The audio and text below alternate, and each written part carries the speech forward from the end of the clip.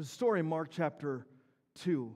We're talking about making a difference in our worlds and with people. We're talking about going. I think this story in Mark chapter 2 is so meaningful to me and so important, and it captures a ton of stuff that I think just applies to any one of us and where we're at in life, and it also applies to where we're going as a church. And it says this in Mark chapter 2. I'm just going to read it to you, then I'm going to break it down. It says, "And when he returned to Capernaum, after some days, it was reported that he was home." It's talking about Jesus there.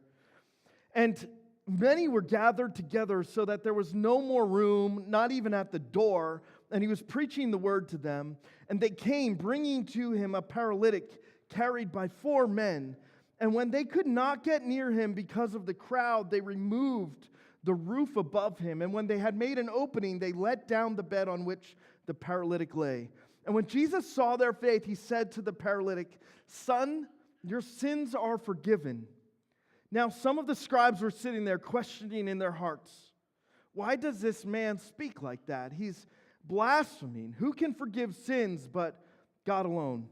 Immediately Jesus, perceiving in his spirit that they had thus questioned within themselves, said to them, 'Why do you question these things in your hearts? Which is easier, to say to the paralytic, your sins are forgiven, or to say, rise, take up your bed and walk? But that you may know that the Son of Man has authority on heaven to forgive sins,' he said to the paralytic, 'I say to you, rise, pick up your bed and go home.' And he rose, immediately picked up his bed and went out before them all, so that they were all amazed and glorifying God, saying, 'We never saw anything like this.'" I love this story because it fills my imagination about what life must have been like in this moment while this was all going down. You see, Jesus had showed up into town, and when Jesus shows up in a place, and whether it's your town, whether it's this county, whether it's this church, whether it's your life and heart, when Jesus shows up, he changes things. And when he changes things, it buzzes. It buzzes around, and it's a really good buzz because this buzz is full of hope and life. And you see, Jesus shows up into town, and people had heard the stories about him. They had heard the things he was doing. Some of them maybe even had heard what he was teaching and what he had been doing as he traveled around. And now all of a sudden, he's in their He's in their town, and it's their turn. That's a good way to spin that sentence. He's in their town, and the word is getting out like this. Jesus, he's back in town. Like, we got to go check him out. We got to go find Jesus. And he gathers this mass of people who are just hyped up and amped up to see Jesus. And Jesus, he does church. Like, he does good church. You know what I'm saying? Like, he does like 11 o'clock service church where you're all like, yeah, this is amazing. It's so awesome. I'm pumped up. Yeah, let's do this, right? Right? Like 11 o'clock church. You with me, 11 o'clock church? You're there somewhere, a few of you. He's like doing church, and church is like amped up. People are just pounding this room. They're like just coming in. They're like packed in there so tight. There's not even room by the door to like fit anybody else. People standing outside trying to get in. They can't get in. I'm claustrophobic, and I hate germs. It's like a nightmare setting for me, you know, people breathing on your neck, somebody sneezes and everybody tastes it. You know, it's just like, wow, this is the worst, but here they are. Here they are, this crowd of people jammed into this room just to hear Jesus teach and Jesus taught. And they listened, and they did church in this room, in this house. And church was good. Jesus, he taught them with authority and love and gentleness and concern and care. And they listened, and they were taking notes and whatever they did back then. Church was going on, but there was a guy down the street. He doesn't even get a name. They just call him the paralytic. And I imagine while church was going on, I imagine what the paralytic was going through. I mean, here was this man completely dependent on other people because he could not walk, completely dependent on other people for his physical care, for his emotional care, completely dependent. And at some point in his life, he probably had given up hope because it seemed like there were no more options for him. Physically, he was just in a place where nobody could fix him. There was no surgery he could go get to get his back realigned and to get his discs welded together or whatever situation caused him to be crippled. There was no doctor who could fix it. There was no alternative medicine option for him. There was nothing he could do. I mean, talk about being completely out of options. He was physically in a place where he would have given up hope that his life could ever be or would ever be different. Do you know what that feels like? Some of you do. Because you've gone through some physical stuff that's changed your life, and you know it's just never going to be the same. This guy had given up hope, and what's sadder about the guy down the street, this paralytic with no name, what's sadder about it is, you know, when you go through something physical like that, it sinks past your flesh and into your heart. And he would have been, no doubt, as the realization that his life would never be different, it would have sank to his heart, and he would have been depressed and wrestling with a heart that was giving up hope, a heart that was lost and alone, a heart that was struggling to make sense of the world. And I know what that feels like. I know what it feels like to have a heart that is so frustrated and upset and burdened by the weight of the world and what we're going through and our circumstances, that it makes you want to stop and just say, there's no hope. Life's not going to be different. I might as well just settle down and accept it and learn how to get by the way it is. And that had to be what this paralytic down the street was going through. It had to be. The stuff that his heart was wrestling with. So you had church going on, and church was amped. But this paralytic with no name down the street, and maybe he doesn't have a name, because maybe this paralytic represents a whole lot of people that you and I know. Maybe this paralytic even represents you. You've been dealing with life, and at some point you've given up hope that it could ever be different, that it could ever be better, that you could ever really experience change and meaning and purpose and love. And you've just settled for figuring out how to get through life one day at a time the way it is, the way it's always going to be. And maybe this paralytic doesn't have a name because this paralytic represents people we love, people we know, people who live on our streets and in our towns, people we go to work with. Whatever was going on in his heart, you had this amped church service going on over here, this guy all alone wrestling with his big questions over here, but this guy had something. He had something not everybody has. He has something that even today, as people struggle with the same questions that the paralytic would have struggled with, the same issues that the paralytic would have struggled with, he had something so many people don't. He had friends. And he had these friends who would show up in his life and do whatever it takes to help this person see that there is no such thing as hopeless when Jesus is in town. That there is no such thing as being stuck and just settling day to day to day, that when Jesus was in town. And they didn't have all the answers, these friends. They didn't go to theological school and seminary and learn all of the prophetic sayings and verses about Jesus in the Bible. They might not have been able to answer any of the questions that you would ask them of this, but they had this incredible idea that what if Jesus is who he says he is?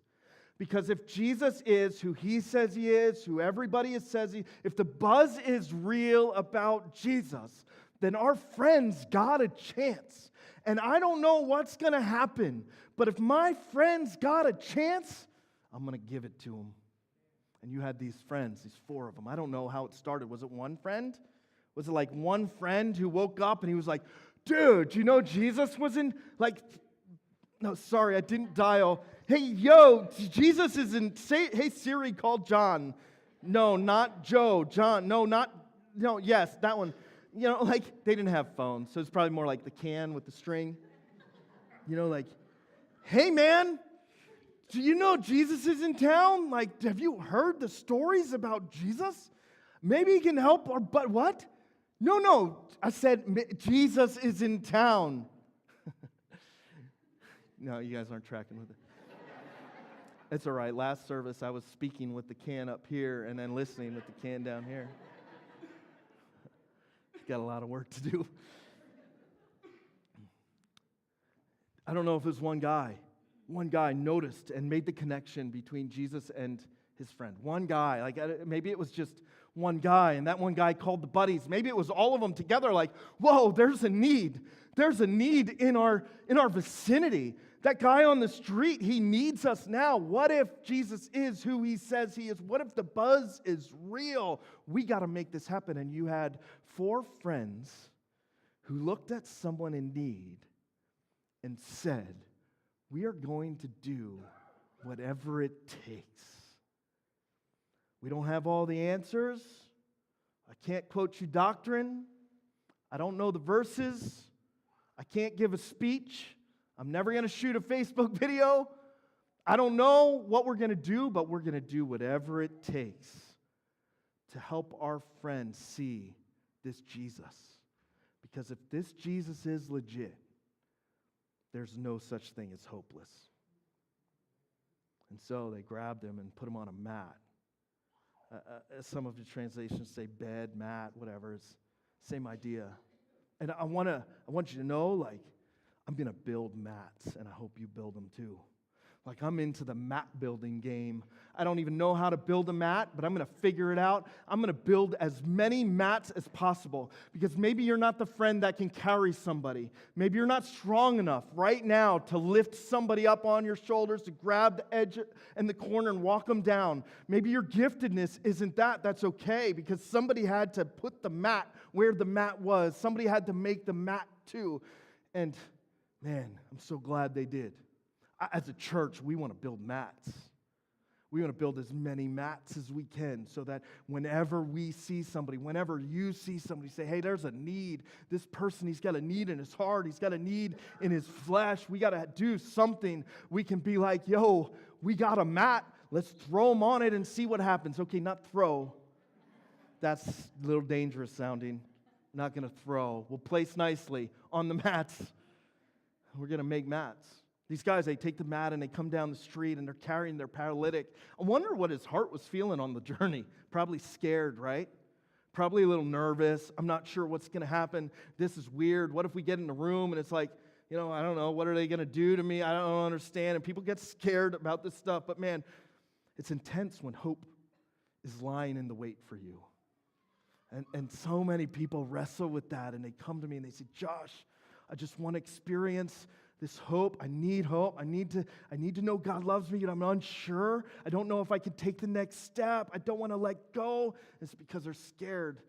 But it's always scary when hope is lying in wait for you, because it'll change your life, and at the end of it, the picture is so beautiful. Anyway, they grab him and they get down to the room, and church was full. There was no room. There was no room for them. They come to the door. They can't even get to the door to peek in. There's just so many people sweating on each other and breathing, and they're taking notes and, looking up Bible verses on their Bible apps and getting all excited about what Jesus is saying. A few people are probably coming up with a grocery list. There's one guy sleeping, over there, and another guy sleeping over there. Not really. I'm just pointing in general directions. But I do know when you fall asleep. Just saying. It's okay. I used to get in trouble for sleeping through church a lot.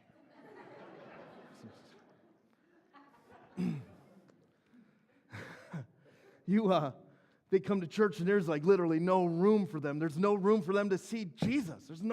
Could you imagine the frustration? I'm so glad they didn't say, well, we'll wait till next week. I'm going to do it tomorrow. Full bummer, we missed it. Good effort. We really did love him.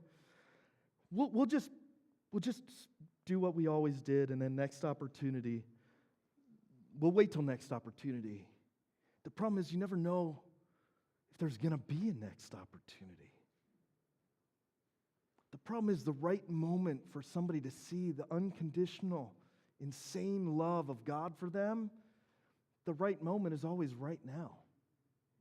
And that's where these friends were. They're like, we're going to do whatever it takes. There's no room? All right, let's figure out a way to facilitate the connection between Jesus and our friend whom we love. And so they take him out. They hoist him up on the roof. These roofs, right? 2 foot thick of mud compacted with sticks. And have you ever tried to dig through compacted mud with like roots in it and stuff? Have you ever tried to dig through that stuff with like a shovel? I mean, it's enough to make somebody cuss. It won't make me cuss, but it could make some of you cuss. I'm pretty sure there'd be a lot of cussing if I handed out shovels and I said, go dig in the parking lot for a little bit. You know, like, that's what we're going to do at church today. And probably it would be empty next week also. But, like, digging through thick mud is enough to make somebody, like, lose it. And, like, and he said, I wouldn't know. I tried to avoid shovels. But these guys, I'm just kidding. These guys, they hoist him up onto the roof, and they're like, whatever it takes. And there's 2 foot thick. That's probably not 2 foot. It's probably more like that. It's 2 foot thick of mud and clay compacted that they would make these roofs of with sticks running in and out, branches running in and out through the mud. Do you know how hard that would be to dig through? Do you know how long it would take 4 guys to dig a hole big enough to fit a mat with a guy laying on it down through? I imagine as they are like, you know what? We're just going to do it. We're just going to do whatever it takes to help facilitate the meeting of our friend in Jesus. So they start digging. Underneath, they're having church, right? Everybody's happy and excited. They're all singing their songs and getting all writing, pulling highlighters out now because Jesus is getting really intense and really inspirational all at the same time. And some of them are confused because they don't understand what he's saying. But there they are, really excited to be there. And then all of a sudden, like a little dirt falls through the city. You know, it's like somebody on their neck. I hate that. I hate when anything touches my neck. I should not have told you that. You now know my kryptonite. I don't want anything to touch my neck. And it's like, I can imagine being under there and like taking your notes and like, ooh, yeah, this is, and then all of a sudden a little mud falls down on your neck. You're like, yo, what did you just do that for? And somebody else is like, shh, we're in church, man. Just shut up and listen to Jesus. And you're like, dude, don't touch my neck again. You're in my seat. That was supposed to be my seat. I sit there every Sunday. You took my seat. That's my seat. And now dirt is falling on my neck. Don't touch me. Stay over there. and so then they're like getting back to it. They're like, all right. And they hear scraping. And they're like, will somebody go up there and like shut whoever is up on the roof up? Like, can't they? We're doing spiritual stuff down here. Just shut them up.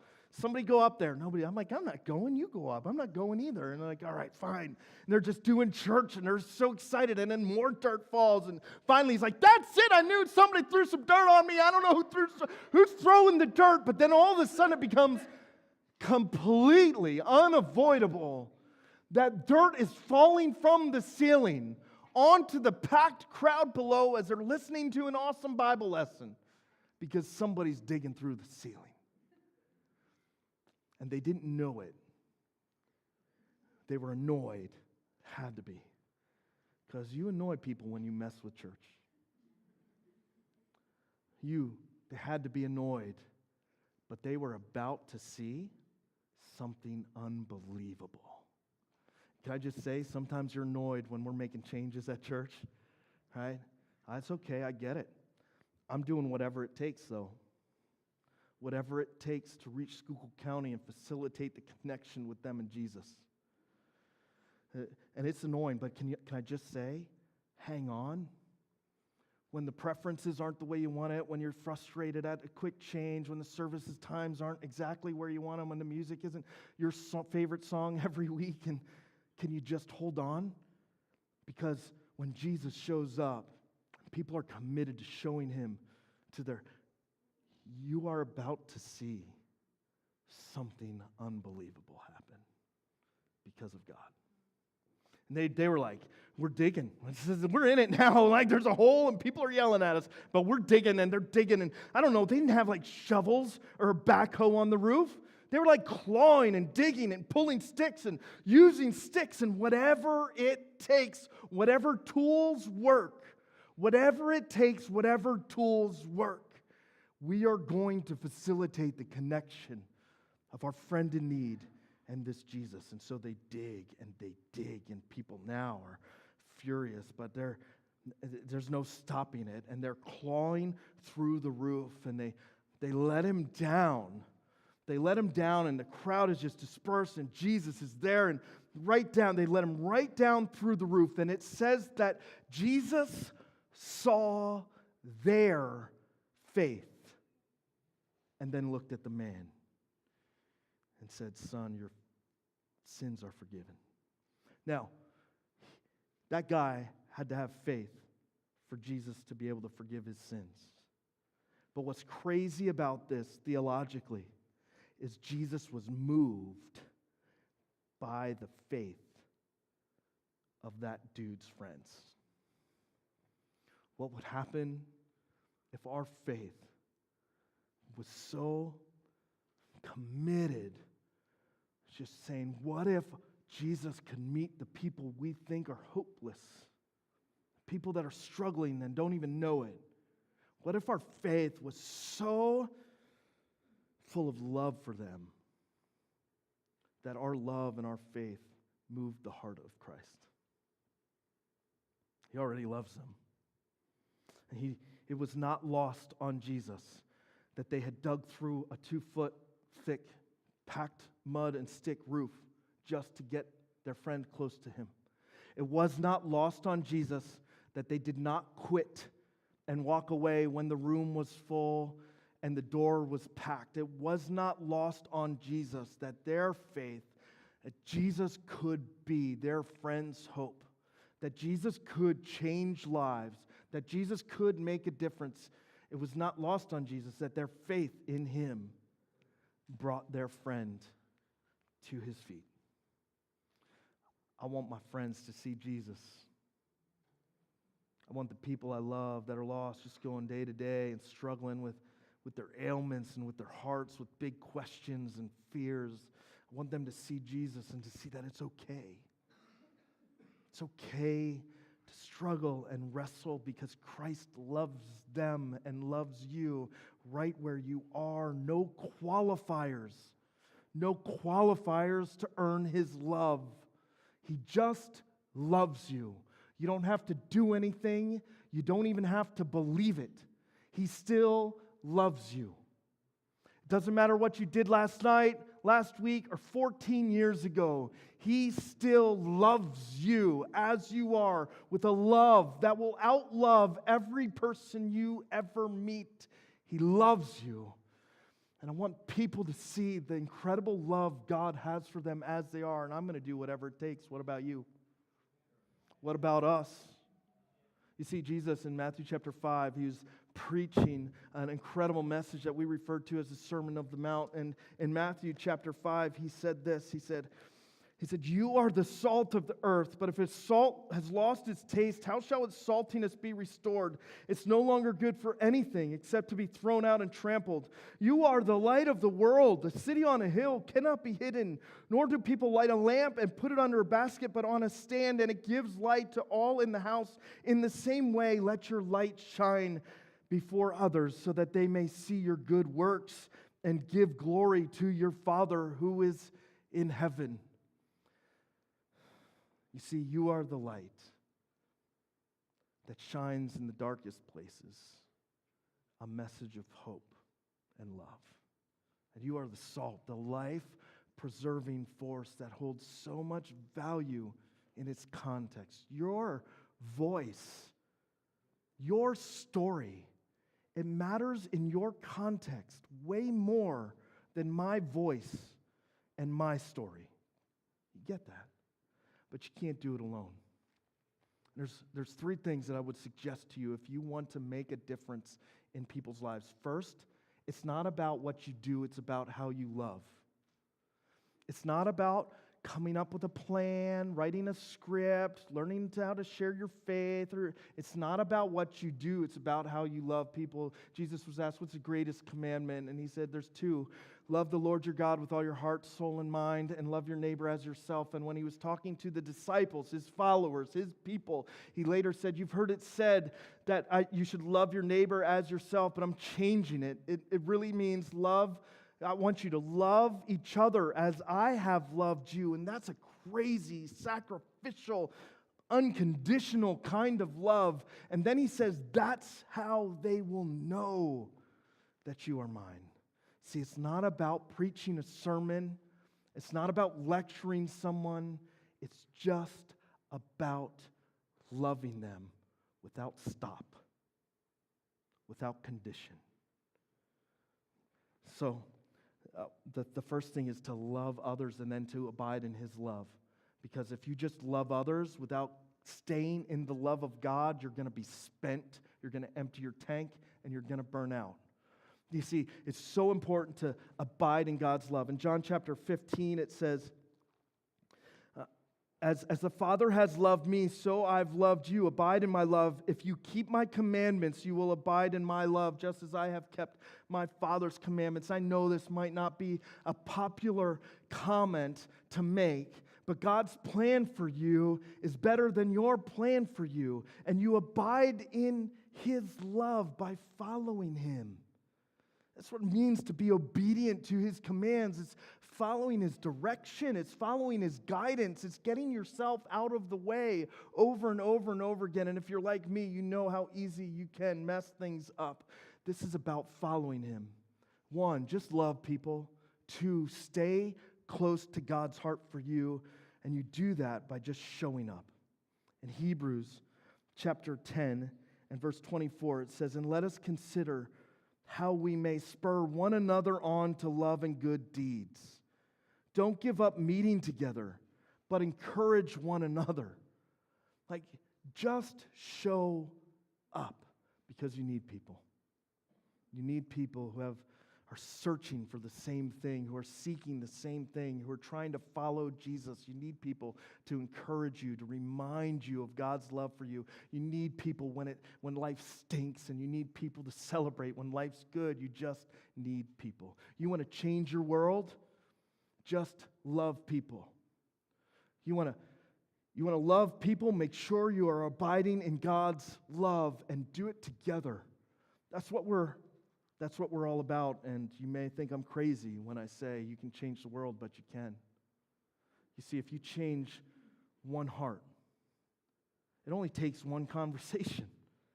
One conversation that can change one heart, that changes one person. One conversation, one heart, one person. And if you've done that, you've just changed one family for generation after generation after generation after generation. And if you've changed one family, then you've changed a street. If you've changed a street, you've changed a town. If you've changed a town, you've changed a city. If you change a city, you change the county. If you change the county, you can change the state. And if you change the state, you can change the world. You see, people think it's crazy, but you can actually change the world through Christ in you. It starts with being willing to go.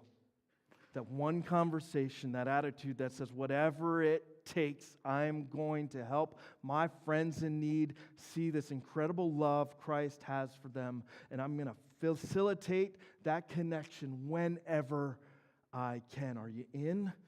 I'm in. I'm all in. You can ask our leadership. I almost quit December 2016. And I went away for a little bit, and I prayed about it. It was tough.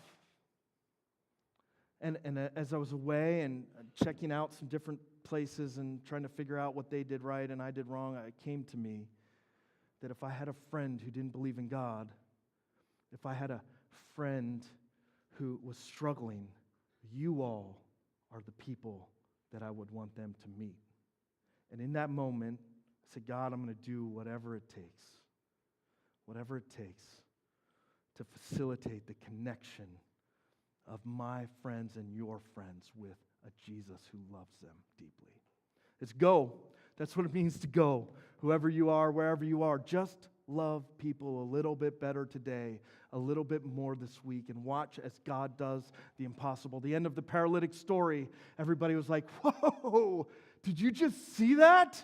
That's the end of the story. It says everyone was amazed. The people that were mad about the dirt on their neck were amazed. The people that were outside the door were amazed. The people back home were amazed. The friends on the roof were amazed. The paralytic was amazed. Everybody was amazed because it's amazing watching God do what He does in and through us in the lives of other people. I hope you're on board. We're going to come, grow together, and then we are going to go and do whatever it takes to help reach our county and connect them to Jesus.